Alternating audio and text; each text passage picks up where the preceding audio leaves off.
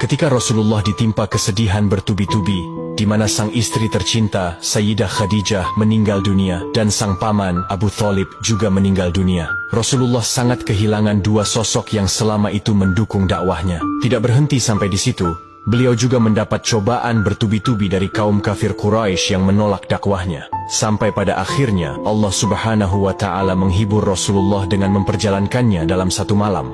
Pada malam itu, malaikat Jibril datang menemui Rasulullah bersama malaikat Mikail dan satu malaikat lagi yang membawa air Zam-Zam. Ketiga malaikat itu melakukan operasi pembelahan dada, menyucikan hati Rasulullah dari keburukan dengan air Zam-Zam, dan memenuhinya dengan berbagai kebaikan, mulai dari pengetahuan, keyakinan, hingga keislamannya. Setelah itu Rasulullah diajak untuk menaiki kendaraan yang bernama Buraq.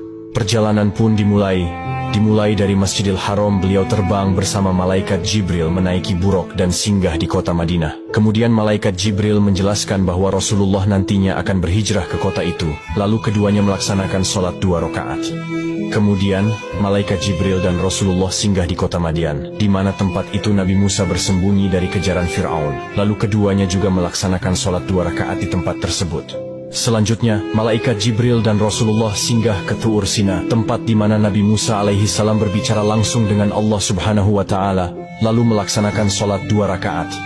Perjalanan Isra pun dilanjutkan oleh malaikat Jibril dan Rasulullah. Beliau kemudian singgah di kota Bethlehem, di mana tempat itu Nabi Isa alaihi salam lahir dari perempuan suci bernama Maryam, dan beliau pun sholat 2 rakaat di sana. Dan tibalah Rasulullah singgah di tempat terakhir di Masjidil Aqsa.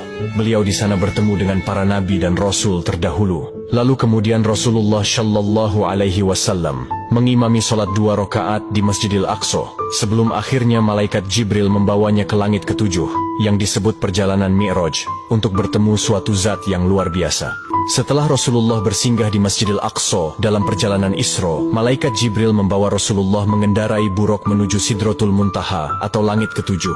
Perjalanan pun dimulai dari Masjidil Aqsa dan singgah di langit pertama. Ketika dibukakan pintu langit pertama, Rasulullah bertemu dengan Nabi Adam alaihi salam dan mengucapkan salam. Nabi Adam pun menjawab salam tersebut dan mengakui kenabian Nabi Muhammad Shallallahu Alaihi Wasallam.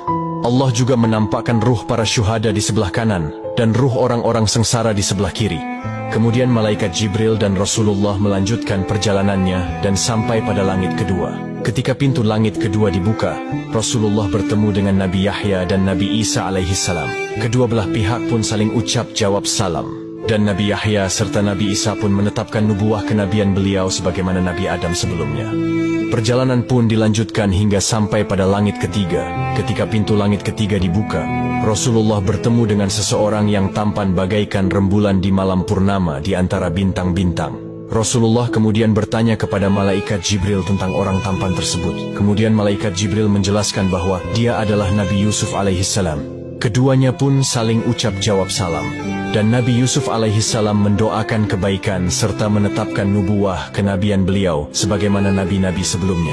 Kemudian malaikat Jibril dan Rasulullah melanjutkan perjalanannya hingga sampai ke langit keempat. Ketika pintu langit keempat dibuka, Rasulullah bertemu dengan Nabi Idris alaihi salam. Keduanya pun saling ucap jawab salam. Rasulullah dan Nabi Idris kemudian bercakap-cakap tentang kebesaran Allah, dan keduanya pun saling mengagumi satu sama lain.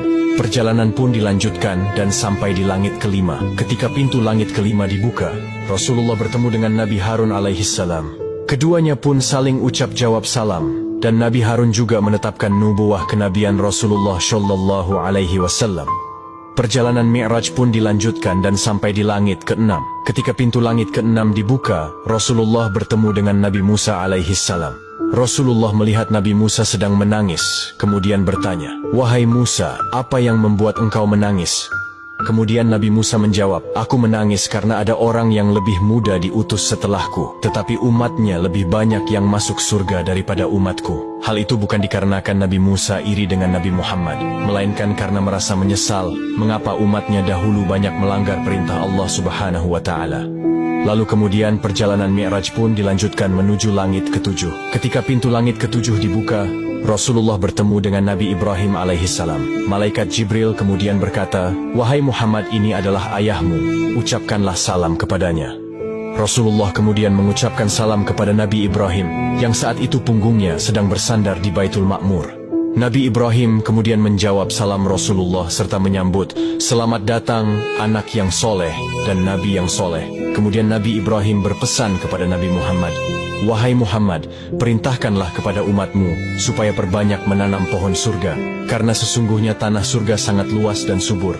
Rasulullah kemudian bertanya, "Apakah pohon surga itu?" Pohon surga itu ialah kalimat la haula wala quwata illa billah.